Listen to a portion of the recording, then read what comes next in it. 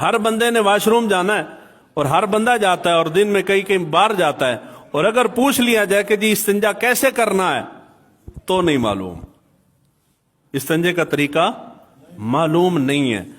اللہ کے بندے جب استنجے کا طریقہ معلوم نہیں ہے تو پھر وہ وضو کیسے کرتے ہو، پھر غسل کیسے کرتے ہو، پھر استنجا کس طرح کرتے ہو، تو پھر نماز کیا ہوتی ہے اور پھر قرآن کیسے پڑھتے ہو۔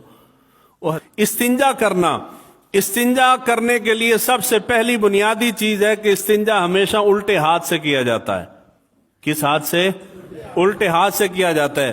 میں آپ کو سکھا رہا ہوں، آپ سیکھ رہے ہیں، آپ بہت ساری چیزیں آپ پہلی بار جانیں گے، آپ جا کے عمل کریں گے تو آپ کے عمل کا مجھے ثواب ملے گا۔ آپ نے گھر جا کے کسی نہ کسی کو یہ سکھانا ہے، جب آپ کسی کو سکھائیں گے تو وہ عمل کرے گا، اس کا ثواب آپ کو ملتا رہے گا، مرنے کے بعد بھی ملتا رہے گا۔ تو یہ صدقہ جاریہ ہے۔ استنجا کس ہاتھ سے کرتے ہیں؟ الٹے ہاتھ سے کرتے ہیں، پہلی بات ہوگی۔ دوسری بات یہ ہے کہ استنجا کرتے وقت الٹے ہاتھ سے مراد پورا ہاتھ نہیں ہے، الٹے ہاتھ سے مراد الٹے ہاتھ کی صرف 3 انگلیاں ہیں۔ کتنی انگلیاں ہیں؟ 3 انگلیاں۔ 3 انگلیوں سے مراد یہ آپ انگوٹھا اور یہ شہادت کی انگلی نکال دیں، یہ جو 3 انگلیاں ہیں ان انگلیوں سے استنجا کیا جاتا ہے۔ استنجے سے مراد یہ ہے کہ ان 3 انگلیوں سے آپ چھوٹا پیشاب کر کے تو ان سے استنجا نہیں کر سکتے۔ ان 3 انگلیوں سے مراد استنجا جو آپ نے کرنا ہے، انسان جب پخانہ کر لیتا ہے تو اس کا جو استنجا ہے وہ الٹے ہاتھ کی ان 3 انگلیوں سے استنجا کیا جاتا ہے۔ ایک بات ہوگی۔ دوسری بات یہ ہے کہ پھر سوال آئے گا کہ ہم نے ان کے ساتھ استنجا تو کیا، ہمارا ہاتھ ناپاک ہو جائے تو ہم باہر نکل کے صابن کے ساتھ دھوتے ہیں اور کلمہ پڑھتے ہیں اور ہمیں اطمینان ہو جاتا ہے کہ ہاتھ صاف ہو گیا۔ تو جب ہم استنجا کر رہے ہیں تو اس کے اندر پیمانہ کیا ہے کہ ہمیں کیا معلوم کہ جسم اب جلد ہماری پاک ہو گئی ہے یا پاک نہیں ہوئی۔ یعنی استنجا کرتے وقت تو صابن کا استعمال نہیں ہوتا، تو ہم کیسے جانے کہ ہماری جلد پاک ہو گئی ہے یا پاک نہیں ہوئی؟ اس کا کوئی پیمانہ تو شریعت نے پیمانہ یہ رکھا ہے کہ جب آپ استنجا کرتے ہیں اپنی ان انگلیوں کے ساتھ تو تب تک آپ نے استنجا کرنا ہے، یعنی اپنے جلد کو دھونا ہے جب تک کہ جلد کے اوپر سے چکنائی ختم نہ ہو جائے، جب تک چکنائی ختم نہ ہو جائے۔ جب چکنائی ختم ہوتی ہے تو اس کی ایک میں مثال دیتا ہوں۔ یہ ٹیبل ہے، یہ آپ کو محسوس ہو رہا ہے نا جی، یعنی ہاتھ پھسل نہیں رہا، رک رک کے چل رہا ہے۔ اس کا مطلب یہ ہے کہ ہاتھ کے اوپر اور ٹیبل کے اوپر چکنائی نہیں ہے، اور اگر اس کے اوپر چکنائی ہو تو پھر ہاتھ آرام سے ایسے پھسلے گا۔ اس کا مطلب یہ ہے کہ چکنائی موجود ہے۔ استنجے کا کامل طریقہ یہ ہے کہ تب تک استنجا کیا جائے جب تک کہ جسم کے اوپر سے چکنائی ختم نہ ہو جائے۔ اور جب آپ باہر جا کے استنجا کرتے ہیں، یعنی واش روم میں نہیں ہے، واش روم سے باہر ہیں، زمینوں میں یا رستے کے اندر کہیں بھی استنجا کرتے ہیں، تو اس کے لیے 3 چیزیں حضور نے منع فرمائی ہیں۔ گوبر سے اور ہڈی سے اور کوئلے سے حضور نے استنجا کرنے سے منع کیا ہے۔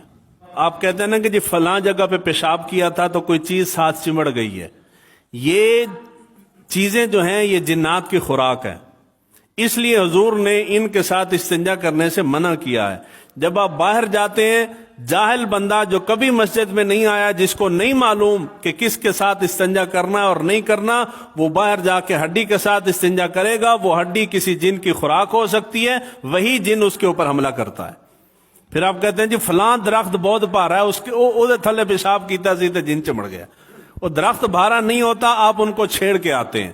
ہڈی کے ساتھ استنجا کریں گے یا گوبر کے ساتھ استنجا کریں گے تو وہ جنات کی خوراک ہے۔ آپ کے کھانے کے اندر کوئی ناپاک چیز ڈال جائے تو آپ کو غصہ آتا ہے نا جی، اسی طرح جنات کو بھی غصہ آتا ہے، تو ان چیزوں کے ساتھ استنجا نہیں کرنا۔ دوسرے نمبر پہ حضور صلی اللہ علیہ وآلہ وسلم نے منع کیا ہے سوراخ کے اندر، کسی بھی چیز کا سوراخ ہے اس کے اندر پیشاب نہ کرو۔ گھاٹ کے اوپر پانی کا تالاب کھڑا ہوا ہے وہاں پیشاب نہ کرو، رستے کے درمیان پیشاب نہ کرو، اور درخت کے سائے میں پیشاب نہ کرو، سر عام بیٹھ کے پیشاب نہ کرو، چھپ کے پردے کی اوٹ میں کہیں سائیڈ پہ ہٹ کے پیشاب کرو۔ سبزہ اگر کہیں موجود ہے اس سبزے کے اوپر بیٹھ کے پیشاب نہ کرو، کیونکہ وہاں کوئی بھی آ کے بیٹھ سکتا ہے، جانور چرنے کے لیے آ سکتے ہیں، ان کے اوپر پیشاب نہ کرو۔ اور اس کے اوپر یہ رستے میں پیشاب کرنے کی بڑا سخت حکم ہے۔ اور پاکستانیوں کی عادت ہے، سفر پہ جا رہے ہیں، جہاں پیشاب آیا گاڑی روکی ہے، وہیں سڑک پہ بیٹھ گئے ہیں ادھر، یعنی اتنا تکلف کرتے ہیں کہ منہ دوسری طرف کر لیتے ہیں۔ آپ اڈوں پہ جائیں، اڈے سے بڑھ کے تو راستہ کوئی نہیں ہے نا، سارے مسافر وہیں ہوتے ہیں۔ اور پاکستان کے جس بھی شہر کے چلے جائیں، پورے پاکستانی قوم کی عادت ہے، جس اڈے پہ چلے جائیں پیشاب کے تعفن سے پورا اڈا مہک رہا ہے۔ مسافر کو آیا، ڈرائیور کو آیا، کنڈکٹر کو آیا، کسی کو پیشاب آیا تو وہیں اڈے کے اوپر بیٹھ کے پیشاب کر رہے ہیں، اور اڈا ہر جگہ پہ پیشاب کے نشانات ہیں، اور برا حال ہے ان کا اڈوں کا۔ حالانکہ حضور صلی اللہ علیہ وآلہ وسلم نے سختی کے ساتھ منع کیا ہے، گاڑی روکیں گے گاڑی کے ساتھ بیٹھ کے پیشاب کر لیں گے۔ وہ اللہ کے بندے کہیں سائڈ پہ جا، چھپ کے پیشاب کر، واش روم میں چلا جا، وہاں جا کے کر۔ اس طرح سر عام بیٹھ کے پیشاب کرنا شرعن جائز، محبت سے بولیے جائز جی نہیں ہے۔ اگر آپ کو رستے میں کہیں پیشاب کرنا پڑ جائے تو رستے سے ہٹ کے کہیں چھپ کے جھاڑیوں وغیرہ کسی چیز کی اوٹ کے اندر بیٹھ کے پیشاب کرنا چاہیے، سر عام نہیں کرنا۔